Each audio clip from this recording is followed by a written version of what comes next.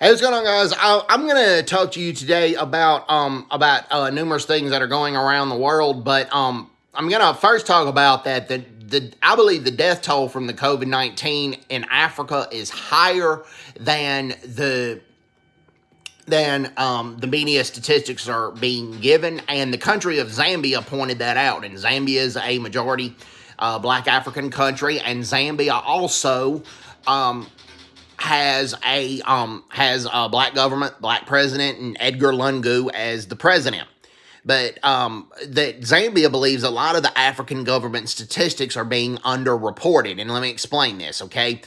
There's this hospital in Lusaka, Zambia, where there were 360 bodies, and of the 360 dead bodies, it was this morgue in the Lusaka Doctors Teaching Hospital in Zambia, and 70 of those 360 have COVID-related deaths, which is much higher than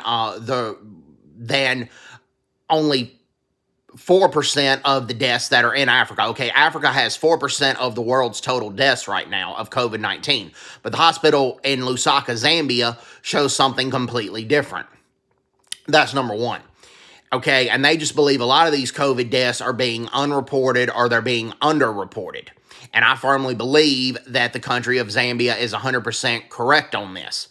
Okay, that's the first thing that I wanted to discuss on that. Another thing that I wanted to discuss, though, which in Orange County, California, this one 60-year-old man went for his second dosage, and he had his first dosage on the vaccine, and he was very happy that he was getting his second dosage. However, after the second dosage, a few hours later, he had died. Now, with that being said, the son says get the vaccine, he believes, and he believes his dad, who was a health worker in the hospital, believes people still should get the vaccine. And we don't know if the vaccine was the cause of the death. They're still doing an autopsy to determine what his cause of death was, because after the first dosage of the Pfizer vaccine, he was fine. So there's still an ongoing investigation of the situation. But at the same time, that was an isolated case. As I pointed out, severe allergic reactions to this vaccine are 11.1 out of a million. The chances of getting an allergic reaction to the flu shot are 1.3 out of a million. So yes, it's 10 times higher than the flu shot, but at the same time, it's still, the chances of getting one are still pretty low. So we talked about that. Also, before I tuned into this, I was watching Lauren Southern's documentary, Farmlands. So just hang on one second. I'm gonna get this link posted up to another area. Hang on one second. I was watching Lauren Southern's documentary, Farmlands, and Farmlands, I believe, is a good documentary that documents the farm murders in South Africa. And Farmlands talks about how they were interviewing this couple who was a private crime scene cleanup team. Now, they worked a lot with the government, even though they weren't employed by the government. So they had to be careful, but they believe that racism and race motivations were a major factor in those farm murders. I firmly believe that to be the case, that racism and anti-white behavior was a factor in those farm murders. And one of the cases they said they believe that stood out to them was outside of Johannesburg. This one white guy, he was thrown in boiled water, thrown in hot water in the hot tub, and he had his skin stuck to the hot tub, and they had to work really hard to clean off his skin, which was sick and sadistic. And those are factors in the farm murders in South Africa, I firmly believe. I believe it is a racial motivated crime. Very rarely in farm murders are things taken. And you can criticize Mandela all you want to, but Mandela wanted to make farm attacks a priority crime. He said so. But at the same time, in 2006, Thabo Mbeki eliminated the farm commando units. And yes, Prime Minister Lakota was behind all that, but I believe that Prime Minister Lakota regrets that, to be honest with you, because Prime Minister Lakota had left the ANC and he started his own, started his own party, the COPE, C-O-P-E, Congress of People and Equality. And he believes that there should be expropriation, but with compensation. that expropriation without compensation is just horrible, it's unjust, and it's wrong. And he condemned the farm murders as well, and he marched with people in the farm protesting the farm murders. So I firmly believe that Prime Minister Lakota has done a good job on that. The other thing is, talked about that, talked about the farm murders, talked about the farm murders. So how you guys doing? How is everything? Hope everybody is well. I'm gonna end it with before Wyatt's live stream starts. But how you guys doing? Hope everybody is well. Thanks to the one like right there, much appreciated. Talked about the farm murders. I firmly believe those farm murders are racial motivated crimes. Very rarely, when people are killed in those farm murders, rarely is anything taken. Number one, I mean, it is rare that rarely anything is taken. And also, most of those farm murders are not a quick gunshot to the head, or they're also not a quick gunshot to the heart. Most of the times, those murders are tortures. They pour boiling water on people, or they will rape the wife and the daughter of the farmer and force the farmer to watch. Sometimes they will cut off his eyelids and force the farmer to watch. And that has happened on more than one occasion. And the president of South Africa, Cyril Ramaphosa, basically lied to the United Nations and said that we don't have a farm murder problem in South Africa. That is an absolute lie. There is a huge farm murder problem in South Africa. And the police statistics that are provided, it shows that it is more dangerous to be a farmer in South Africa than it is to be a police officer in South Africa. And South Africa is the third most dangerous country in the world. They have a murder rate that's 7 times that of the United States. And the United States is not the safest country in the world. Trust me, I know. I've lived in South Korea and I've been to Japan versus the United States, and South Korea and Japan are much safer than the United States. So, like I said, now the Dominican Republic's more dangerous than the United States, but not South Korea or Japan. So the U.S. is not the world's safest country, but nevertheless, South Africa has a murder rate 7 times higher than that of the United States. And it is also more dangerous to be a farmer in South Africa than it is to be a U.S. soldier in Iraq or Afghanistan, according to South African police service statistics. And we have reason to believe that those statistics have been a little bit downplayed, to be honest with you. And that is just a fact. And I recommend, if you guys have not seen Lauren Southern's documentary Farmlands, I recommend that you guys do check it out. For you guys that have tuned in, I was talking about what was going on in the documentary. She interviewed 2 crime scene cleanup people, and they were talking about one time it was a farm outside of Johannesburg, and they these farm murders put boiling water in the hot tub. I mean, not in the hot tub, in the bathtub, and threw one of the family members of a farmer in the bathtub, and they were cleaning the skin off the bathtub. It was just a sick and sadistic situation. The crime scene people had to clean the skin off the bathtub, and they couldn't say much because while they don't work for the government, they get a lot of government jobs and a lot of government contracts, but they believe that a lot of the farm attacks are racially motivated. And I firmly believe that. I believe that a lot of the farm attacks are racially motivated attacks, number one. Number two, I don't know if it's necessarily due to corruption in Africa or due to not having a lot of the resources, but I believe a lot of the COVID-19 deaths are downplayed. Africa only accounts for 4% of the world deaths in COVID-19, but at the same time, they account for over about 20% of the world's population. I think it's 17 to 20% of the world's population. Well, the country of Zambia believes that there are more COVID-19 deaths than are being reported, and there's this medical hospital, a hospital designed for medical students in Zambia, and they believe they had about 360 bodies that they were studying from, and then 70 of them were deaths as a result of COVID-19. And that is way more than 4%. That's over 10% of the deaths that are the result of the COVID-19. So I believe a lot of these COVID-19 deaths are being underreported, or they're not being reported at all. And props to the country of Zambia for reporting that. And I firmly believe that to be the case. So, like I said, I believe that there are more COVID-19 deaths in Africa than are being reported.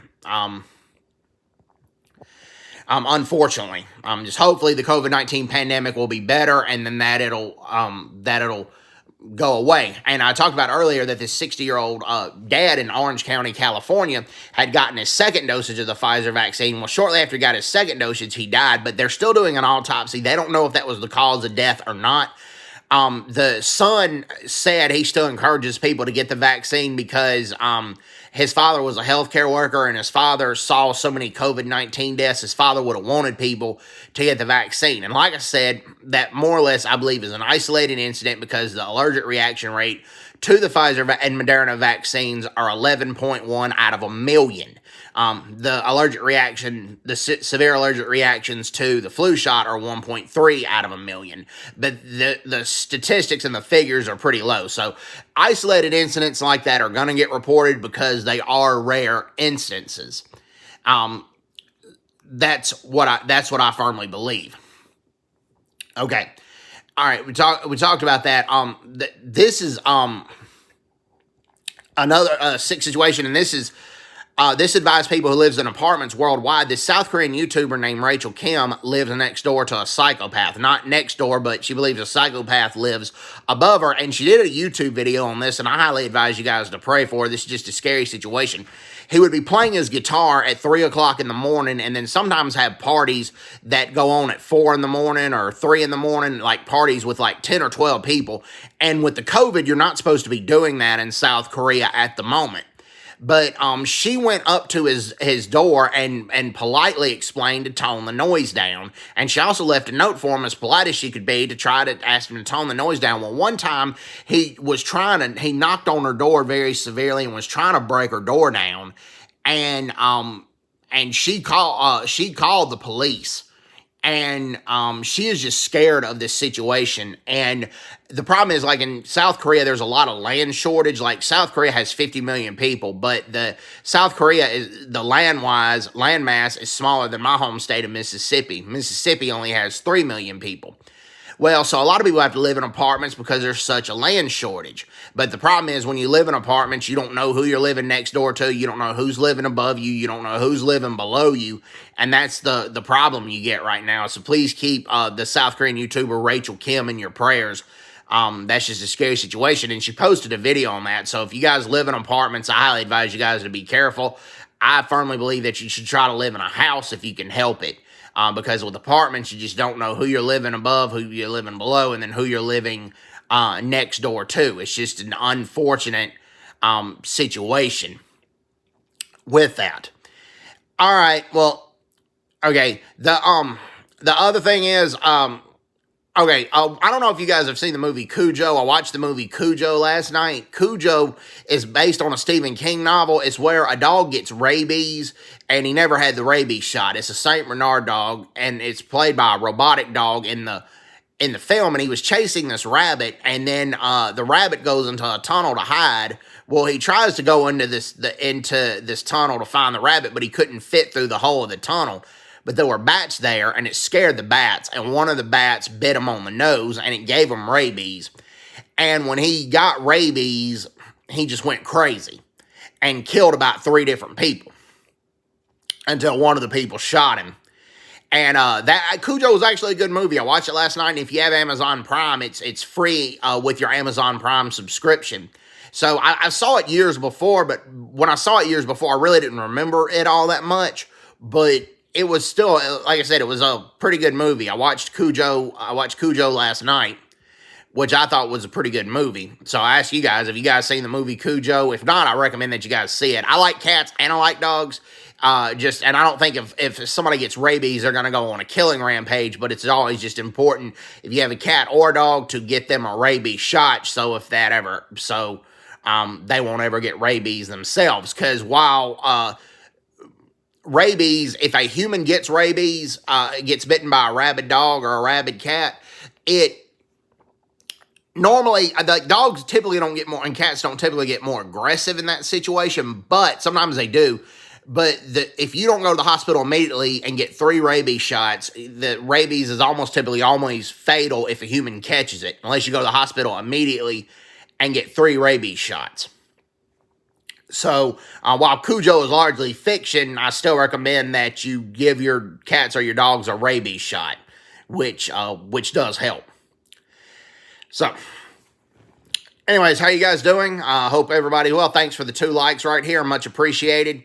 I know Chris Wyatt's about to stream. I'm going to try to do another stream between Ronaldo and Chris Wyatt's stream as well. Also, the countries of Turkey and Zambia are working, cooperating to try to increase tourism in both their countries. And I'd like to visit Zambia, as I pointed out. I really like to visit Victoria Falls on their part. And I also like to visit Turkey. They got a lot of cool Korean War memorials in Turkey because a lot of Turkey sent soldiers to fight in the Korean War because it's believed that Turkish people and Korean people have a common ancestor. And so Turkey and South Korea are considered to be brother countries. They're considered to be like blood brothers. Well, I want to visit a lot of those memorials in Turkey, but I'm not going to do that until the COVID-19 situation clears up. Mississippi is averaging typically now under 2,000 cases a day. So I can tell with the vaccine that the COVID-19 situation is going down. Slowly but steadily, the COVID-19 situation is going down, which I'm very, very happy about. And I also hope the ivermectin drug does work in combating COVID-19 in South Africa because, as I pointed out, the ANC does not have a plan for distributing a lot of the vaccines. So I'm not going to visit Turkey or Zambia until the COVID-19 situation goes down. Now, I ask you guys, have you guys been to Zambia? If so, did you guys enjoy Zambia? I'd always like to hear about it. Because Zambia seems like a very safe country, but it's also a very poor country. Prime example, Zambia didn't get an escalator for their malls until a few years ago.